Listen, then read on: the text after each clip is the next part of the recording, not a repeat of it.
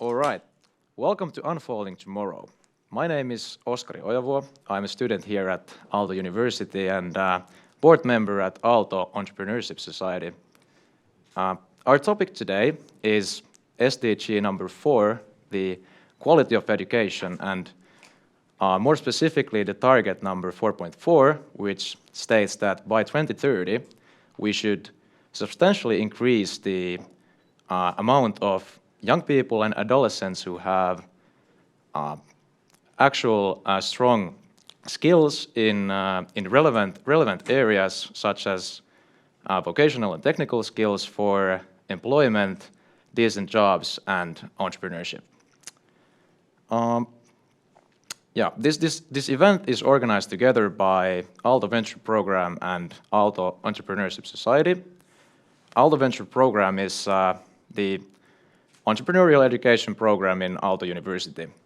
And Aalto Entrepreneurship Society is a student-run organization promoting entrepreneurship, one of the most active ones in Europe. We're going to start today by inviting on stage our panelists, and then we're going to have a panel discussion starting with how do we define education, what are these relevant skills of the future, and then moving more into how can we actually teach these and how technology and the private sector can help. But now, let's start with inviting our first speaker of the day, Atte Jääskeläinen, the Director General of the Ministry of Education, on stage. Please welcome Atte Jääskeläinen.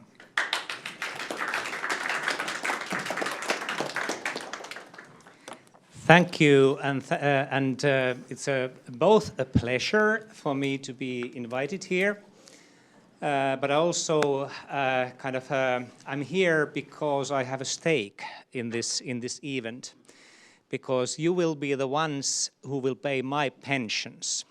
So the more you earn and the better companies you establish and the more sustainable the future will be, the better life I will also live. So every time students invite me, I do my best to find the time to be present in discussions like this.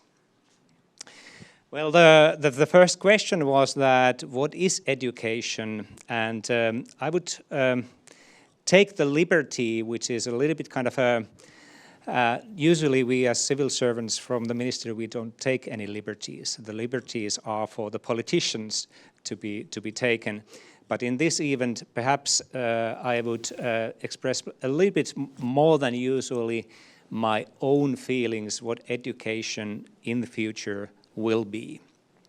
And I think, like actually always, in the future, learning will be everything. So actually you learn all the time when you are awake, and actually a little bit more even when you are sleeping. So the whole way how you are living your life is actually how you learn.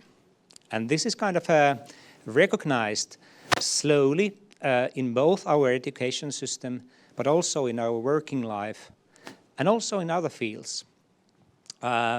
For example, just an example, I guess if you study marketing, somebody has heard the phrase that educate, don't sell. And that's one of the wisdoms in social media strategies for marketeers, and actually spoke to the professor in US who invented this slogan, who invented it because he got the access to Google's data. And when he looked at the data and analyzed the data, what is interesting, what people want to spend their, what is the kind of content people want to spend their time with, was actually when the content was giving them some kind of a valuable advice, or something they felt was kind of had some kind of practical value in their life. So actually using social media, watching videos. I have repaired my laptop and I have repaired my car several times using YouTube how to do videos. So actually, 20 years ago, when I was perhaps younger and more eager to kind of repair my car myself, I didn't have the skills and I didn't have anybody to tell how to do it. But now I know, and my basic approach is that I can do it because there are sources available. Okay, these are just examples. My job is to look at these issues and look at this question from from a systemic perspective. And that means that while you are spending your years here at the university, this is only the start. This is part of your life in which you especially focus on creating skills. But that will continue during your working life, and it actually will be as intense as here. But it will be in different context.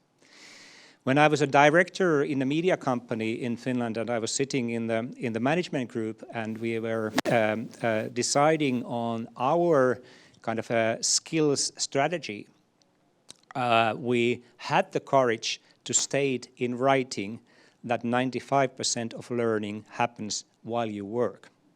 And why was this why this required courage?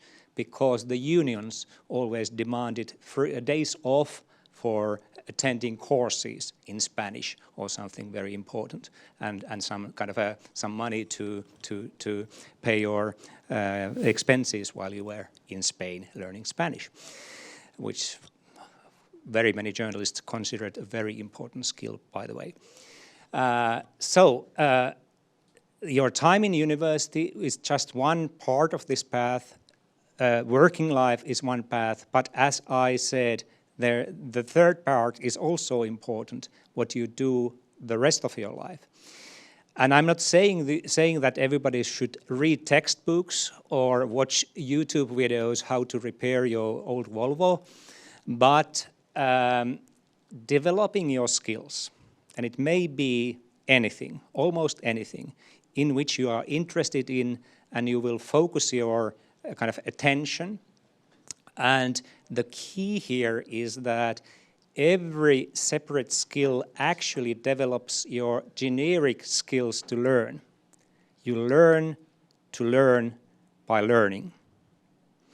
And these generic skills are the crucial ones in the future, in my view, which means that the more able you are to learn, the more you will learn. So learning these generic skills of problem solving, learning, whatever in this category will actually boost your learning in the future and will be like an investment in future.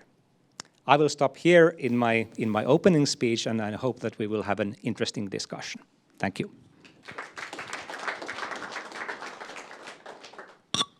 Thanks a lot, Atte, for your interesting insights. Next, we're going to invite on stage Karl Sorri, the Content and Partnership Specialist from Funzi.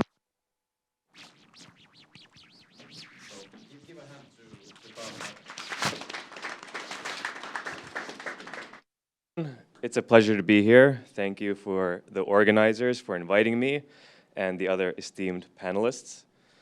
So I'm going to start out by saying that I'm actually not an entrepreneurial person. I'm not a tech startup kind of person. My background is in international relations. I've done work on development cooperation, human rights, things like that. And through that experience, I kind of became a little bit skeptical, fairly or unfairly, about companies that have very big missions. And when I moved back to Finland a couple of years ago and I came across this company called Funzi with this mission to basically bring learning to the world, I was like, okay, you know, what are you actually going to do? But the more I got into it, the more I met the people and learned about everything, then I realized that it's actually quite refreshingly clear and practical. And now I'm here telling you a little bit about Funzi, which is a mobile learning service. And what I mean by mobile learning service is that we create learning products, mainly learning courses, which are optimized for mobile phones. And while that isn't exactly unique, you know, a lot of people have taken Duolingo and things like that, I think that the approach, the targeting that we do at Funzi is very unique, and it's kind of like we're operating in a space of our own at the moment. Nobody else is really doing it. And I think that's because we've overcome a couple major hurdles. One, we've taken a truly global approach.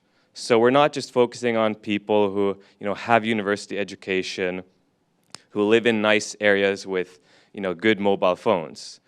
We've made our learning service so data light, so that now we have learners who use our service, who take our courses, who live really in the middle of nowhere. They might have a Nokia phone that they got 8 years ago. They don't have 4G, they don't have 3G, they have more like 2G networks, and yet they can have access to learning, and they can use those skills that they learn for good, and I think that's really fantastic. I would love to talk more about our pedagogy, which is another big thing that we do. One thing I will say is that we get a lot of input from the Finnish education system, so we get a lot of good input. But it is working. That's what we know. We have 9 million course takers, over 9 million course takers so far. Lots of positive feedback, good completion rates of courses. That means that people are, getting access to the courses, they're taking them, and they're actually benefiting from them. And that really takes me to the third point that I wanted to highlight of what Funzi does, and that's what kind of courses do we offer? And it was touched upon a little bit by other people already, but what are the skills which are going to be important in the future? And I'll be happy to talk about this more, but the approach that we take is what organizations such as the World Economic Forum have outlined as the 21st century skills, which are key to empowerment and independence for the future, for the next 20, 50 years, for all people on the planet. And so we create courses on entrepreneurship, on getting a job, on growing a business, on all the soft skills which are related to that, teamwork, all these things that you will learn if you get experience, but some people might want to leapfrog a little bit and learn it through our mobile learning courses. And, well, I would love to talk a lot more about everything, but I don't want to make this into a sales pitch. But I do want to say that the thing that really helped us along the way is our partnerships. So the content that we get for our courses is through various partners around the world who really know what they're doing, and that's how we get credibility for the courses that we create. And then the other sorts of partnerships that we have are sort of distribution partnerships, that we can get that connection to potential learners and that they can have access to our courses easier. So that might be telecoms operators, recruitment agencies around the world. And one thing which I think is really exciting and very relevant to today's discussions is that we are partnering more and more with formal education institutions. And we're creating these sort of blended learning opportunities where you have formal education methods combined with mobile learning methods. And that way you can sort of cut down on some of the challenges that some institutions are facing around the world, especially with marginalized groups of people where they don't necessarily find it easy to go to school every single day. And so far the results are promising. Teachers seem to love it, which is a little surprising. Students seem to love it, which isn't as surprising because they get to use mobile phones more. But the results are looking good, and we're happy to do more of this kind of stuff. And these sort of, looking at different ways of doing things with the whole idea of having more learning, having more education, then this is what Funzi is all about, and we're really happy to, partner with more people and learn about how other people are doing things, and happy to hear your ideas and your questions as well. So, thank you very much. Happy to be here. Thank you, Karl. Thank you, Karl. So next, we're going to invite our third panelist on stage. So Petri Suamala, the Vice President of Education from Aalto University. Welcome. Thanks a lot. Great to be here. Thanks for inviting, and good to see you all here. And happy to be part of this very high expertise panel which I'm looking forward to continue the discussion. When I think about education and learning, which I, by the way, think quite often in these days, one thing I'm thinking is actually the great teachers that I've had the privilege to encounter during my learning journey, during my learning path.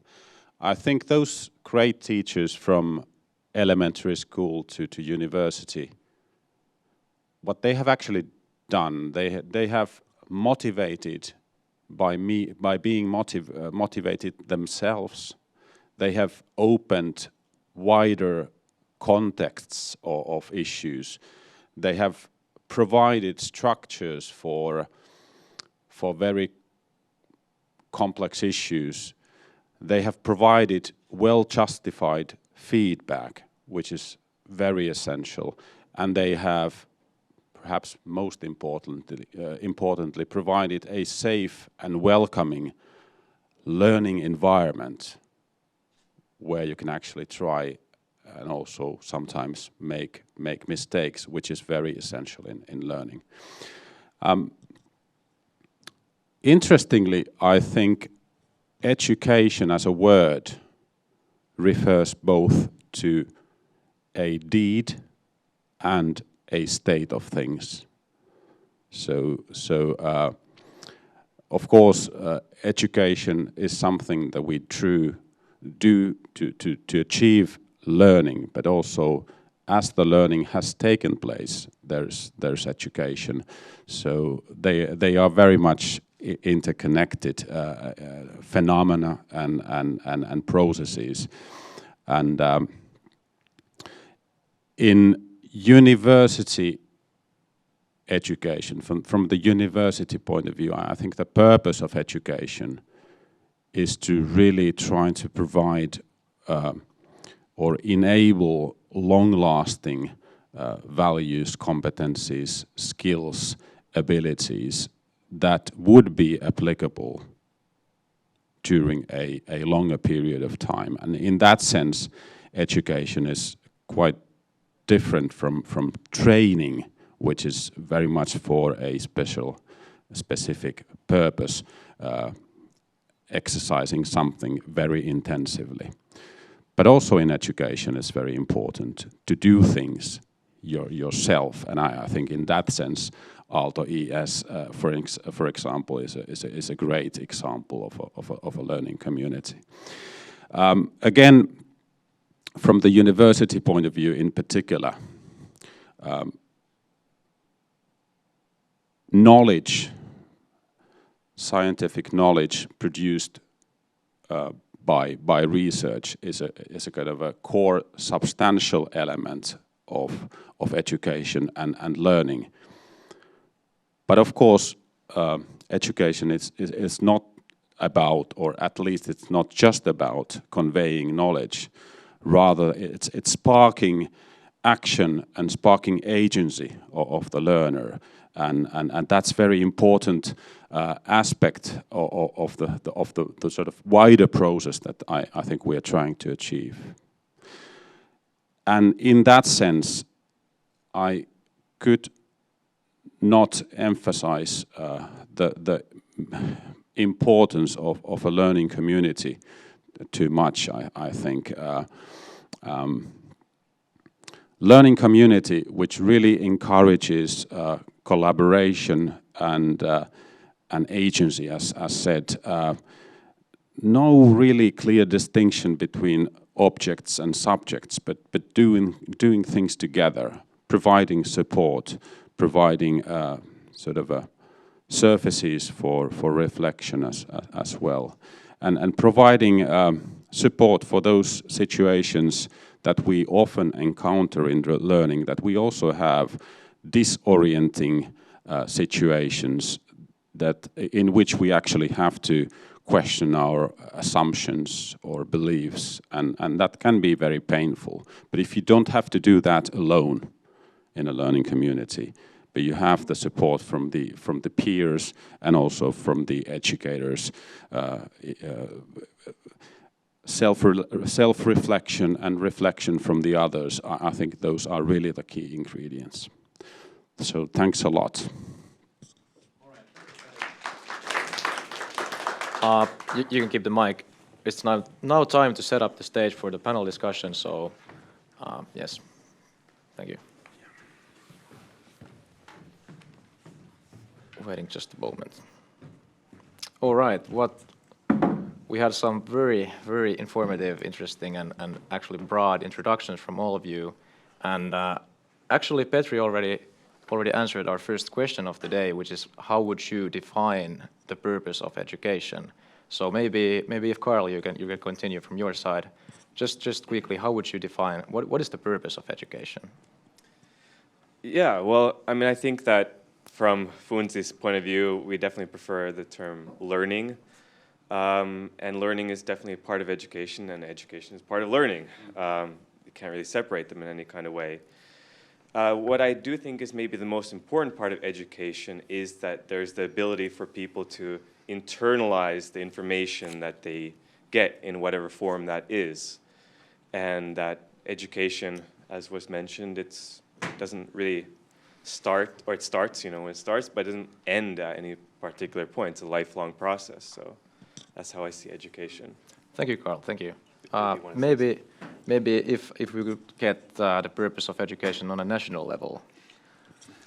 Well, I was just going to kind of philosophize a little bit about the words, because education has a special role as a word compared to learning for a couple of reasons, and one of them is that it's an indication of learning, kind of how much you are able to do, how much you have learned.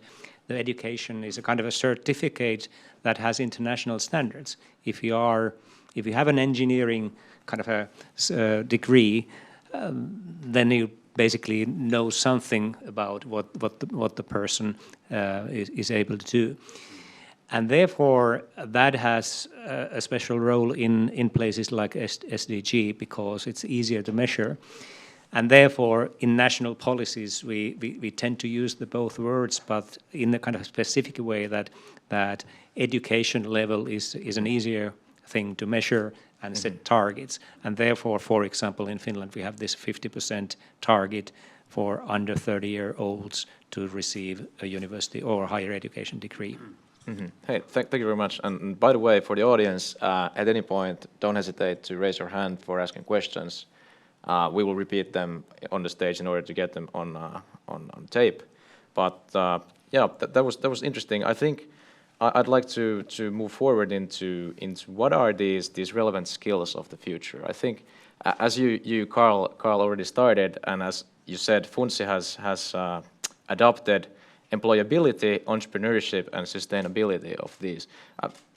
Do you agree with these? What would you add? So employability, sustainability, and entrepreneurship. Well, quite broad terms. I think quite many things can be put under those umbrellas.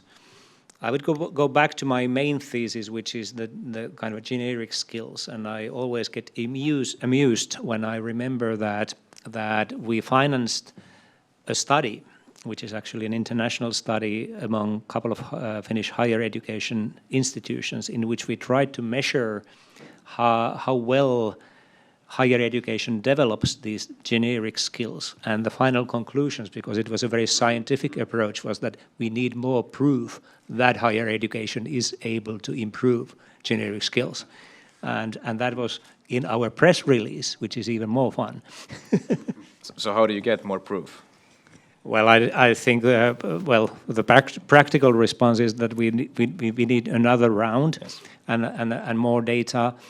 But I think it's a little bit more than amusing, because actually it's quite a kind of a awakening sentence, and I think it's not really, and that's my impression, that it's not really that our higher education is not able to develop these skills, but we don't focus on these skills, and our higher education may be too much focused on knowledge and skills that are specific for a certain profession.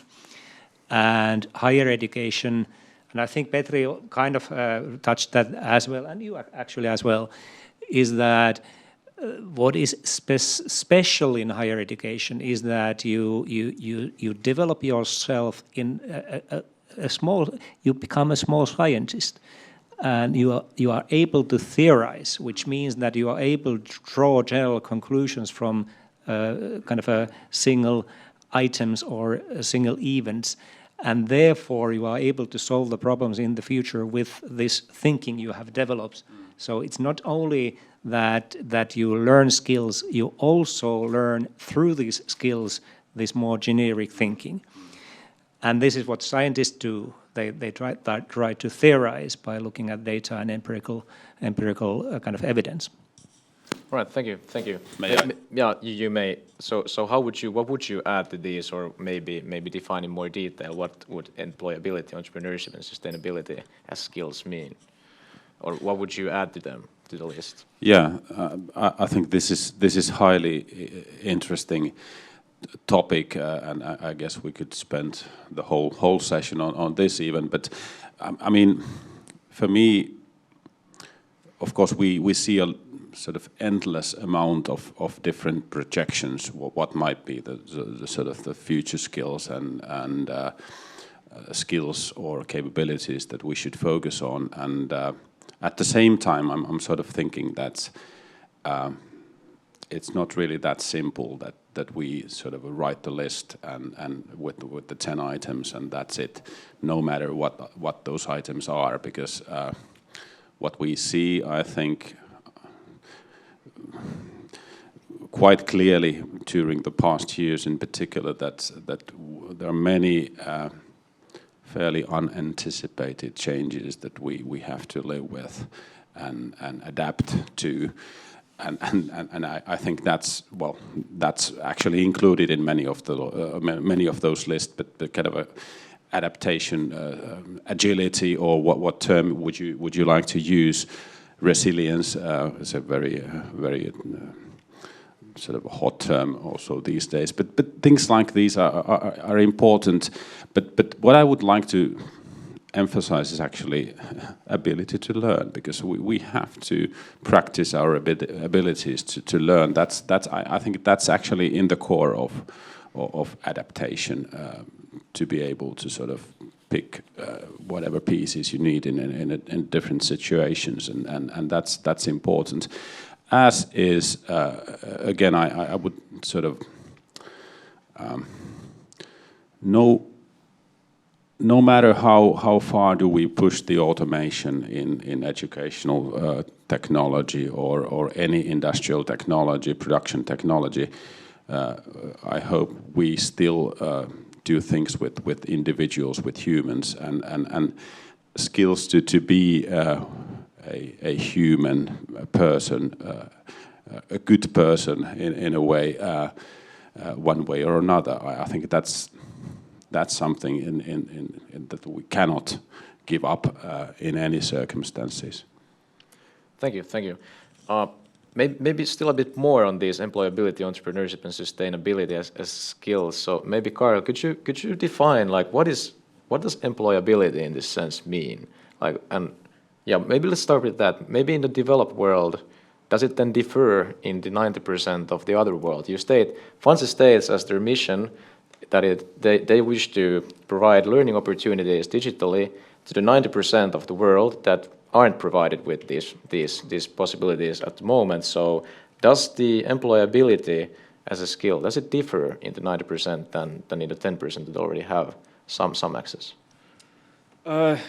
Yes and no. And I just want to say I totally agree. Like, it would be very easy for us. We'd be all billionaires right now if we had like, okay, here's the 10 skills that you need. Everyone gets them and the world is a better place. But we haven't cracked that code yet. And so we take these sort of ideas, sustainability, employability, entrepreneurship as more like themes. And then we, together with our partners, we come up with good, more concrete or specific courses related to that. So employability, for example, one thing that we have done is that we have a course on simply how to find a job. That's a skill that a lot of people might know about in this room, but not in many other rooms on the planet. They might have sort of ideas of what might work, but they don't really have that much experience in the same way that a lot of people here, where we have guidance counselors and things like that to help out, like, okay, this is how LinkedIn works and things like that. So just that's one practical example. And sort of the whole journey of employability, you know, like how do you do in interviews? How do you, keep a job? How do you create space for yourself to grow in that job? All this is combined in that whole employability idea. And so we're pretty much coming up with ideas how to support that in as many ways as possible, and then it's the learners themselves who can choose the courses, the products that fit them the most, and what fits their situation. I think it was an interesting example. I don't think that anyone has ever told me how to get a job, actually, or not even like how to use LinkedIn. There are lots of guides in social media. Yes, that's true. And then probably my dad once told me something, but yeah. Would you have something to add here? I think the employability is actually quite an interesting topic because, if you believe the kind of a microeconomists, then it's only a question of the right kind of a wage level. So if you put the wages down enough, then everybody will be employed, at least in theory. And I remember when I was, I think it's already 25 years ago, when I was in the US. And I was in a live event with the leading union chairman of very kind of militant American trade union, and he was giving a speech that was very, very different from the Finnish kind of a public talk about wages, in which we talk that we should have low enough wages so that we are competitive, our companies would be competitive. And our industry organizations, they always talk that we should have a lower wages, or we have to be kind of a modest in our pay increases. And this guy said that we want to have better paid jobs. It was not that we want to have higher wages, we want to have better paid jobs, which had this idea there was this idea behind this, that the industry has to be competitive, and if the industry and the nation and the world as a whole is competitive, able to create value, then you have a sustainable way of paying high wages. And that's a completely different approach. And since that, for 25 years, I've tried to talk to Finnish industry unions that you should change your rhetoric, and they haven't. They are still as silly as they have been in the recent decades. What I'm trying to say here is that it's not really about employability, it's about getting yourself skills for which you are well paid. And then, of course, having a system in which everybody has a place and a kind of a feeling of belonging, which is actually quite important in this world. All right. Maybe then it's about like how to figure out what are those skills and how to measure yourselves against those, and then maybe learn to just find out information on different kinds of jobs. And yes. Well, I have hired perhaps something like 600-700 people for permanent jobs in my life. And there are two key things that I have always tried to kind of figure out. First is motivation, and second is ability to learn new things. And that's it.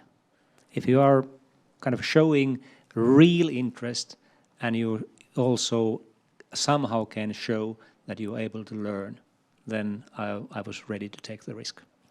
Now, this ability to learn and learning to learn has come up already many times as a meta general skill. Maybe, I think it's pretty widely accepted that for the future, in order to teach any other relevant skills, we will need to be able to teach learning and actually teach curiosity, which enables learning. So that's actually something that probably has to be developed already in the earlier childhood and in primary education, even in kindergarten. So how can we actually teach curiosity?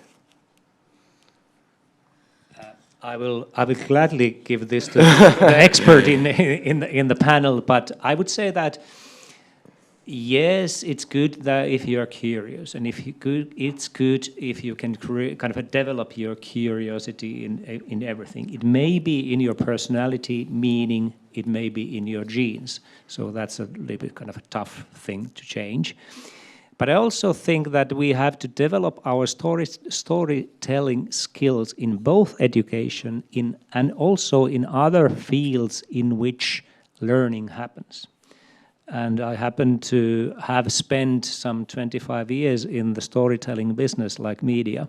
And I see very many similarities in the skills our educators would have to develop in the future, what the global media has developed during the recent decades, during which the digitalization and globalization in media has happened and fundamentally changed the structures through which the services are produced. Maybe then a bit more about learning to learn in general, if not about curiosity for children, maybe a little bit more of learning to learn. Yeah, I tried to do both questions in a way. I mean, I was going to mention something about the curiosity. I think it's curiosity is good, and I agree that storytelling narratives, even some sort of mysteries, can be used in education to spark the curiosity. At the same time, I think curiosity, if I refer back to my opening speech, it actually comes also from the approach of the teacher and the educators, that you provide the students with wider contexts, somehow wider understanding why you might be interested in these things. There are connections which might be especially interesting. And at the end of the day, and again make another reference to my opening speech, that I think it's still quite a lot to do with the agency and action of the learner herself or himself. Because I think it's always possible, as Esa Saarinen puts it, you can be interested in being interested. So it's also part of the formula. But then I almost forgot about the learning to learn part. I think structure, doing things together, and systematic reflection. What has happened, what has not happened, these might be some of the components we can think of. Do you want to just add something here, please? Yeah, I mean, I guess just want to say that I have no idea where curiosity comes from. I think it might be from early childhood. I have seen it in practice. I've seen people all around the world who come across our learning service, and then they take up things, even though we just created them the day before and we haven't marketed it to anyone. Somehow that works out. So we spend more focus on like what kills the curiosity or doesn't kill the curiosity, because I think curiosity is around a lot. And so that's just what I wanted to add. All right, thank you. Science knows something about where that comes from, and I think openness for new things is part of personality, and most people actually are open, are interested in new things. And one of the key things that kind of prevents you from being interested and ready to take the challenge is fear. So how do we tackle fear is also one thing. If you have fear of losing something, if you have fear of kind of losing your face or whatever, that will be kind of a factor that prevents risk taking, and risk taking is actually willing to take risk is part of the learning. Mm-hmm. Mm-hmm. All right, thank you. I would go maybe as far as to argue that curiosity comes from the frontal lobe of cerebral cortex, but maybe if we move into the other important aspect, entrepreneurship, and whether like entrepreneurship can be taught. So maybe here maybe from the university side, what do you think about teaching entrepreneurship? Well, I think this in this room, I'm perhaps not the best expert telling how it is, but from what I can tell from, let's see, from the work by AVP and also by the work of Aalto ES, I think it definitely can be taught. I mean, there are different sort of target groups. I think it's important to try to awaken the interest, but also provide more tools, approaches, and processes, and both are done in Aalto University, and then there's a side of things that you also. It's a very beneficial thing to try yourself to do things and to find the ways that don't work and find the ways that might work and learn from that. So it can be taught, and there's an aspect of doing yourself very much involved. That's what I at least see as a recipe that has been tried out here.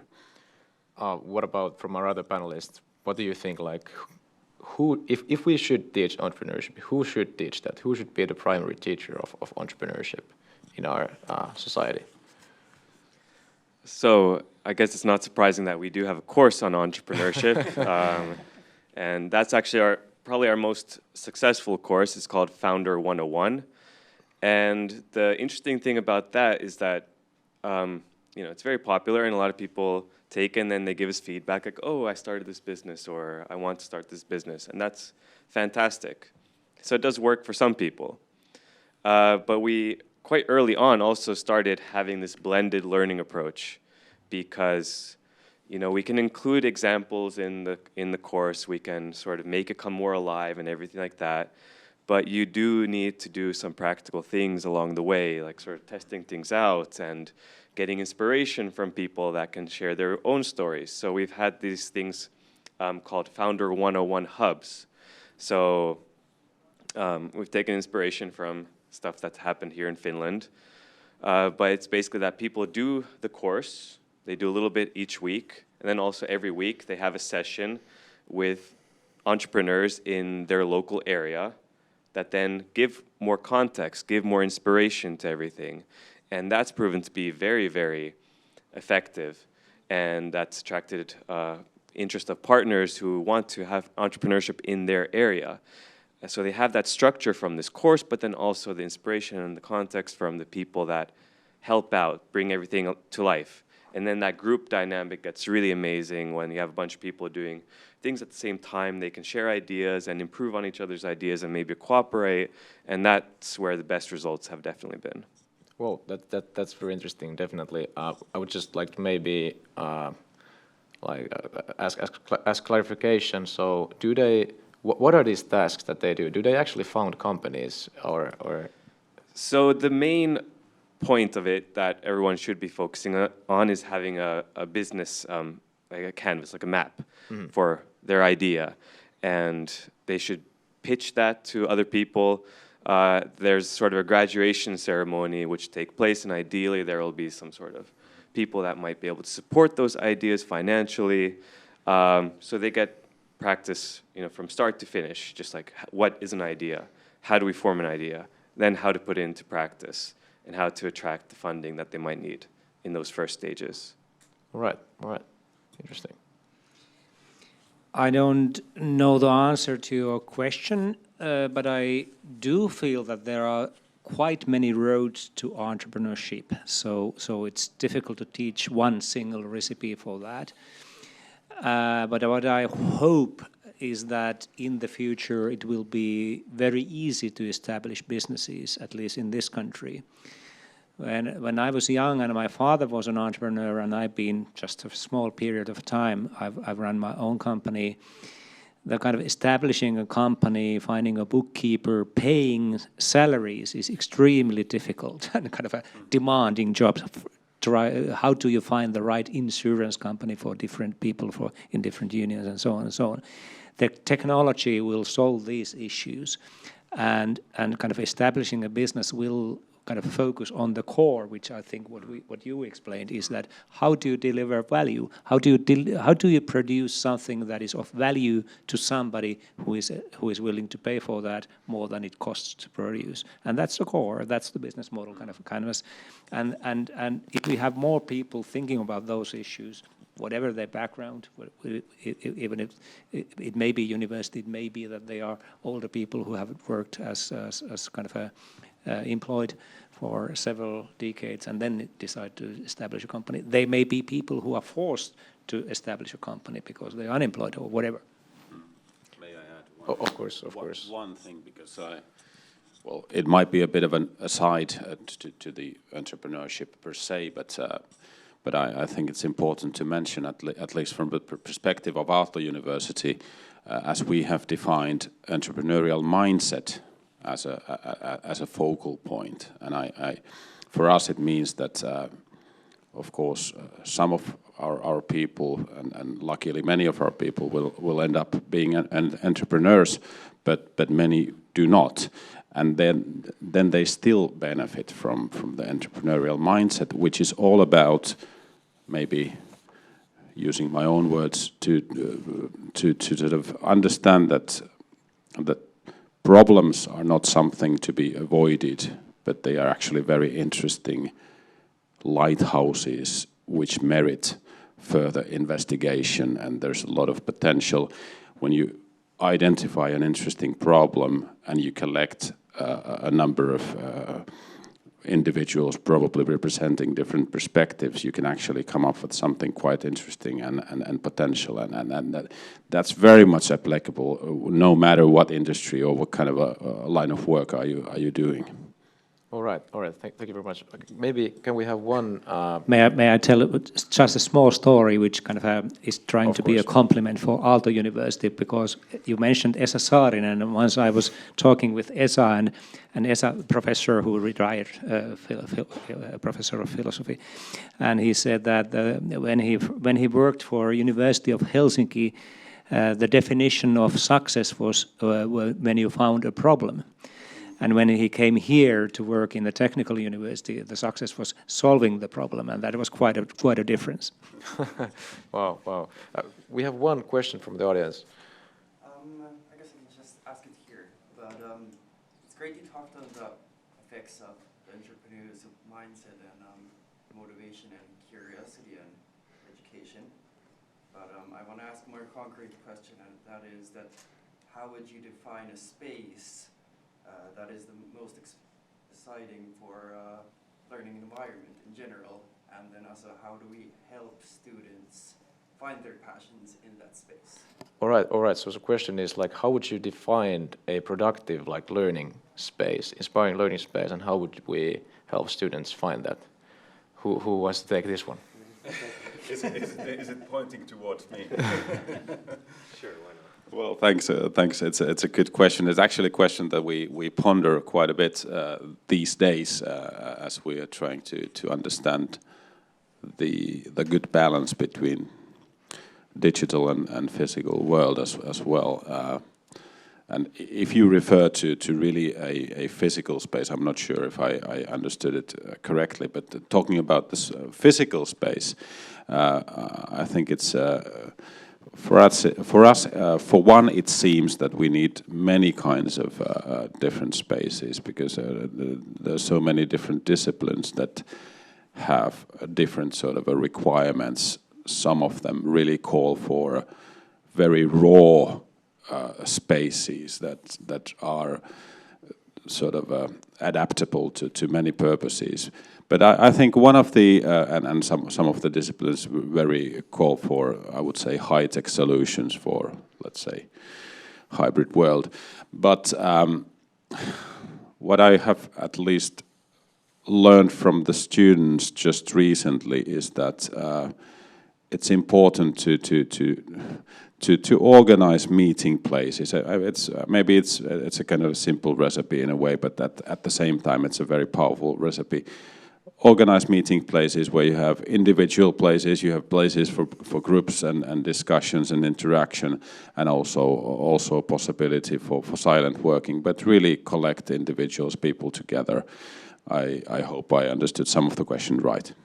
Then, yes, thank you very much. Then maybe there was also this question about how to help the students find a passion for the learning in that space. So then it's more of a mental space. Well, I guess I'm developing a little bit Petri's thoughts about his former teachers, but I would kind of raise the issue of how emotions transfer. So if the teacher has motivation, it's not that he or she shows this motivation, but it actually, there's a mechanism in us as humans that if somebody has passion, then the others will get it normally, at least most of them. And kind of, and that is also, happens also among students. I remember my high school years, which were quite, not focused on studying. But I had two very smart friends who talked always during the class breaks about issues that the teachers were talking, and I was mainly joking. But I learned a lot from our discussions. So both the attitude they shared and we as a group shared together, kind of studying seriously, although we had lots of fun as well. And I think that's still the culture in university as well. That kind of mixing this, being there together, experiencing those special years together. I hope even after the pandemic that will kind of resume, so that we can kind of infect each other with the motivation and the willingness to learn. All right. Thank you very much. Maybe here, if we take a step back, and so in addition to employability and entrepreneurship, which we have a bit of covered already, there's this sustainability, a skill of sustainability or skills around sustainability. So, well, of course, if we want to reach these SDGs, we need to improve sustainability significantly in many areas. But how can we actually teach sustainability, and how should we teach it? Maybe if you start from Funzi's side. Yeah, I'll try and actually connect it to what we were just talking about, if I can be very clever. But I'll do that in a moment. First of all, the sustainability, we do have some courses which focus more on that, but it's sort of built into everything that we do. So if we have a course on employability or on a certain type of role, such as sales or project management, or some other very concrete courses which don't actually have to do with the 21st century skills, which I mentioned earlier, such as we have a course which we have done together with a partnership. It was a pilot for rural farmers in Nigeria to come up or to teach them sustainable and efficient methods for farming. And obviously, we don't have that sort of knowledge in-house, but we got that through our partnership. And that had great concrete results, things that you can measure very clearly, like better yields in the farm and income for the farmers. So that's one way you can teach sustainability. But then, linking sustainability and learning on a more meta level and on that space level, I just wanted to also say that for us, we take this approach that all of our learning is sort of bite-sized. So you can learn for several hours if you want to, but then if you only have 15 minutes at a time, while you're waiting for the bus or while you're, feeding your children, and you're a single parent and you don't have much time in the day, but you want to improve your skills a little bit, then you can take these 15-minute chunks of time to do some learning, and through that, you'll have a sort of sustainable approach to to learning in general across the people. It doesn't matter what their situation is. Everyone should have the chance to learn in some kind of way. Thank you a lot. I'd like to ask, like, what is the current stage in the academia or on a national level about like teaching sustainability? So how are we doing that actually right now? How is it integrated into our study programs? Better and better all the time. I mean, that's something that we're doing quite actively. But it was around 2 years ago that we actually.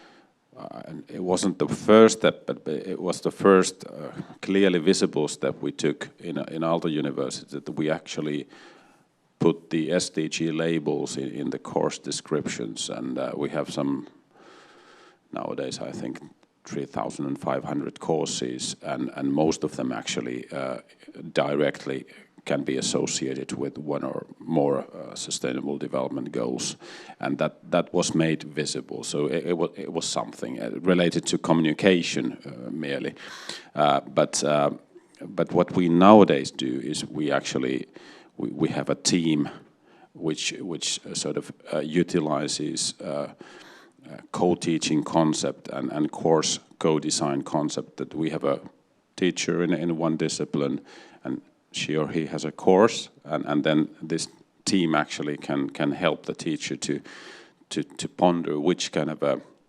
cross-disciplinary sustainability related or entrepreneurial mindset related perspectives or aspects could be actually integrated into that course without establishing a new course, but really taking into account in the course design. So that's one of the main mechanisms. Of course, we have programs which are dedicated to sustainability themes, like creative sustainability as a master program. We have Aalto Energy Solutions, many others. But I think this integration is a very powerful way of actually achieving a vast number of students and sort of expose many people that maybe haven't yet thought about sustainability that much to understand the connections that are there, because I think we cannot teach anything that is not sort of connected to sustainability, really. All right. Thank you. Maybe at this point, can we have one question from the audience? Yeah. Can you hear me? I can. Okay, you can. Regarding this question or this spectrum of sustainability, I wanted to ask, like, maybe if it's okay to tilt the axis a bit of what, like, the setting we're talking about right now. I'm a student at Aalto as well, and I'm a student at the School of Arts.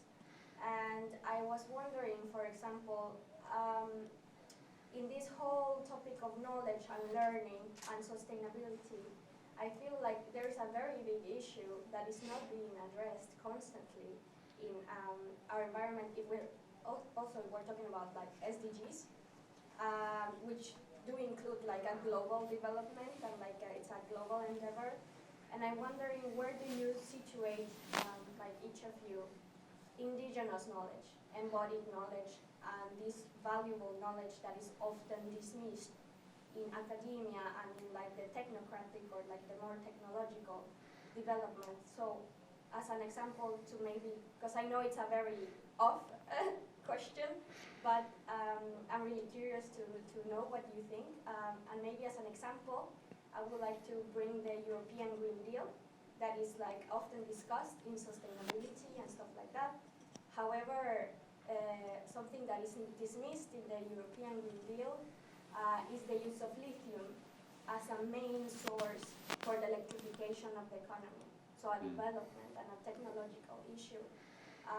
However, it's not mentioned where that lithium is coming from. And it's being extracted from mines, like in Latin America, for example, and creating great damage to the ecosystem. So I would like to know, in general, what is your opinion regarding the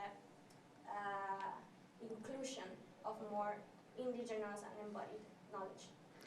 All right, that's a complex question, but I think like how I understood it is how would we integrate like the taking into account indigenous knowledge in maybe like sustainability goals on a national level, maybe on a business level. I think this is a national question this time. You can answer however you interpreted the question. All right. Well, first of all, the good thing for me is that I'm not responsible for the content issues in higher education. We have a constitution. We have a freedom of higher education and research, which means that if I touch any of the content issues, they will always be just personal views. But anyway, this is now very personal and maybe a little bit controversial.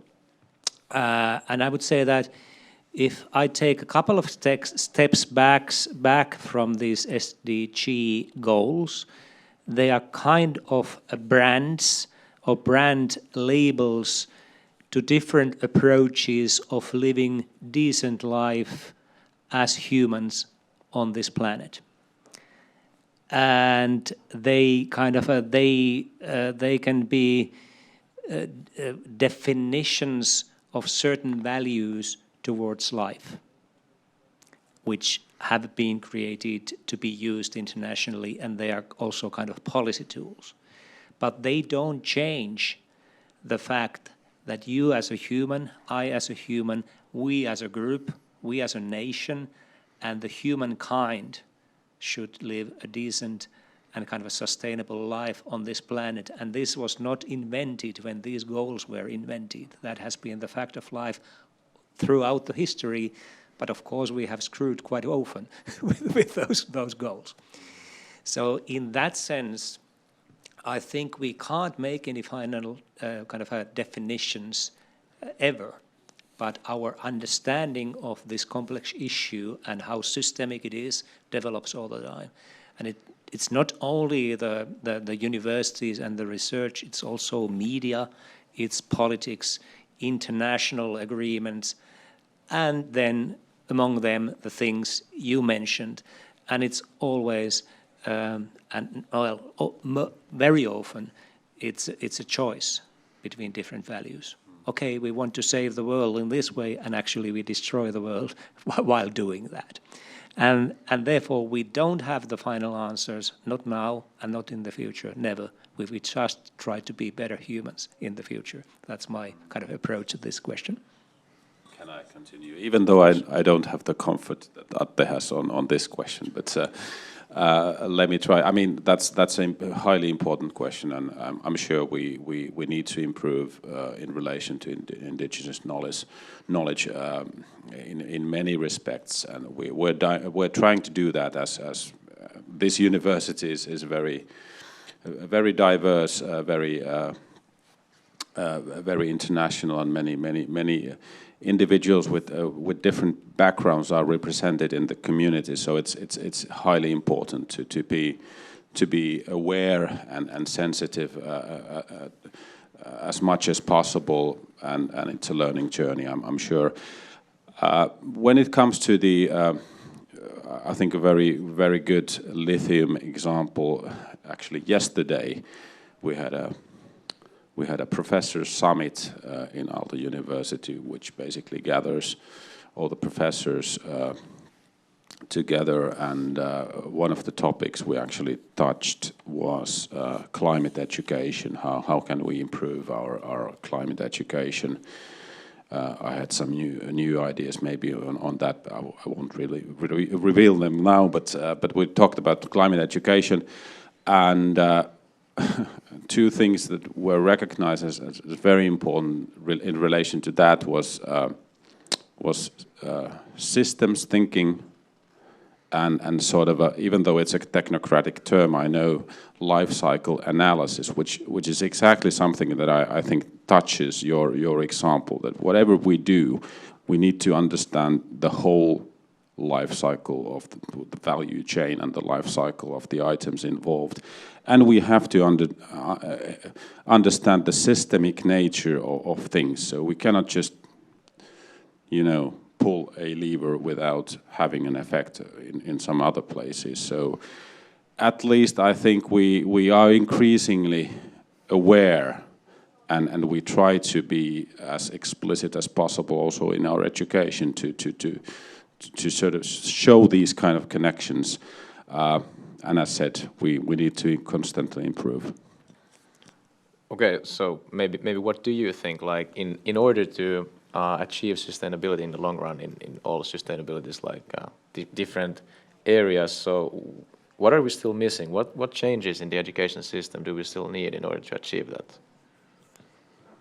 Maybe that's something that you could answer best. Well, I tried to say that I don't have any final responses. What do we need?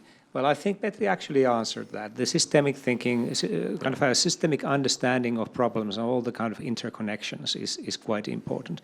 But knowledge doesn't solve the issue because it's about decisions. It's about politics. It's about incentives to do things. Even if you know that we destroy something in Latin America, that doesn't change. The knowledge itself is not enough to change that because there has to be an incentive, there has to be a regulation. So it's about politics. So if, again, although this sounds kind of a very abstract phrase, but it's how we as humans live our life on this planet together. And of course, when we now look at how things are, Ukraine, our relation with Russia, the role of China in the world politics, doesn't seem to be a very bright moment for agreeing together how the international community solve these issues. So I hope that the better times are ahead. I hope too, definitely. But like about learning to live together, isn't education a part in that? About can't we teach people how to learn together peacefully? I meant they didn't mean learn to live together. Yes. Quite a fundamental question, and I think both answers are frightening. Yes and no, because of course education develops our thinking, our moral, the way we are brought up, the society we live in, kind of affects what we consider kind of appropriate behavior. But then on the other hand, if the government decides what people should think, that's a dangerous path as well. Mm-hmm. So I think that's why we have this constitution that says that Petri is the one who defines what the future should be. No, he doesn't say that. Yeah, I mean, one thing that I think ties into that, and this is more just personal opinion, but it is streamlined into things that we do, is it's critical thinking. So, you know, you can have the knowledge, you can have people telling you the knowledge, but then you should be able to also ask, what are they not telling me? Or what is missing? What are they forgetting? Critical thinking about yourself. You know, am I aware of everything that I'm not aware of? These are sort of things which sort of have to be streamlined into education and learning in general. And that's really about, you know, reflection and thinking about it, the context, about the knowledge that you get. Thank you. And maybe, I don't know if this is too pessimistic note, but nevertheless, I think it's realistic to say that education is also a weapon, and it can be used in a different ways.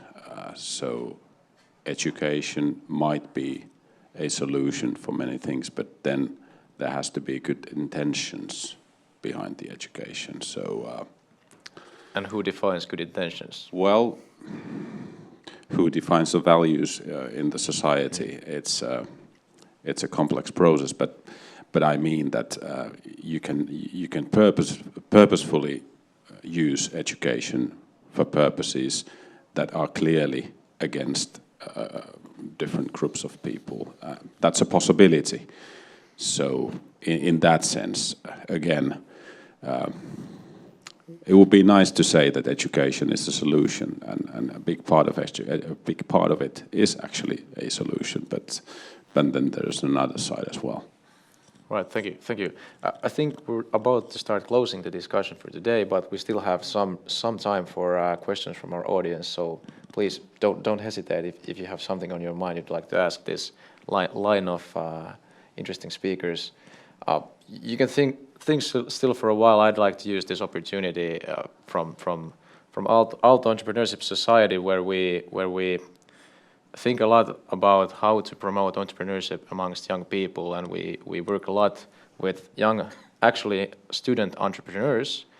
We've realized that it's a huge problem for many people that pursuing a degree and being an entrepreneur at the same time is very hard, because the current education system for higher education, it's not like made for people who are actually running their startups at the same time. So do you think that this is a problem? Do you think that people should be able to found businesses and get a degree at the same time?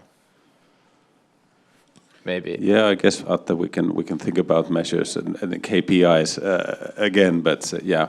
And at the same time, I have to say that actually we have also tried to combine the two goals, and there are possibilities, at least some possibilities in sort of finding synergies. I know that time is limited, but whatever you do actually leads to learning, and a great part of that learning is probably useful also given the objectives of the degree programs, and we're trying to improve in sort of building this together. I think we are moving towards more flexible system of higher education and lifelong learning or continuous learning in the future. It doesn't happen overnight, but that will probably give more space to mixing both working life and entrepreneur life with studies. Mm-hmm. But as Petri kind of hinted, we have an incentive to get degrees early from the universities, and we have a system in which the universities are kind of incentivized to do that, and of course that may be in conflict with that interest. Mm-hmm. But I think in the long run that will change, and we will have a kind of more kind of a more tailored system to individual needs. So should we have like a degree program that's a degree program for startup entrepreneurs, that you found a startup, and if you fail you can still continue in the degree program and find another one? So wouldn't that maybe combine these two goals? Give credits if you don't earn, no profits but credits. At least grades, yeah.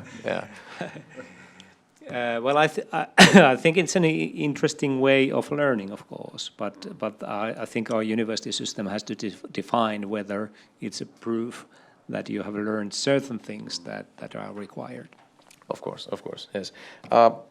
We have one question. Yeah, he talked about the environment, like creating this environment. How can we keep these curious people, curious students, entrepreneurs in the academy while they're doing their startups? Like, we have this problem. I come from Latin America, and the problem for us is that there is the big dream of not studying, like hitting to the startup, to a good idea, dropping out of school, and most of these startups actually end up like not having a good success rate. And this is because the lack of knowledge that comes from the academia. How can we keep these people interested in the academia while they do that idea or the development idea? Do you mean staying as researchers and teachers in the academia, or students? Yes. Well, quite a big issue actually. Startup life is hard life. It's really kind of you always wait for the next 3 months review and the financiers kind of conclusions on that. So I think that's one of the problems to kind of mixing studying and startup life, because actually that's so hard work. On the other hand, our universities tend to offer quite short agreements for researchers, and that has connections to our funding system. It has connections to our labor laws, and it is a problem. But we haven't found a solution yet. It may be that one of the solutions is the promise to increase radically our research funding, and that may give universities more possibilities to or make them more willing to make more permanent agreements, which then in turn would increase job safety among researchers and teachers. But on the other hand, we also would like to see more flexibility, because the university would benefit from people who have practical experience and then come back. So actually people should move forward. Well, I think that was a good closing statement. So now it's time to wrap up this discussion and move on forward to the networking and refreshments part of the event. So once again, thank you, Petri, Karl, and Atte, for this interesting discussion and these insights. Thanks. Thank you.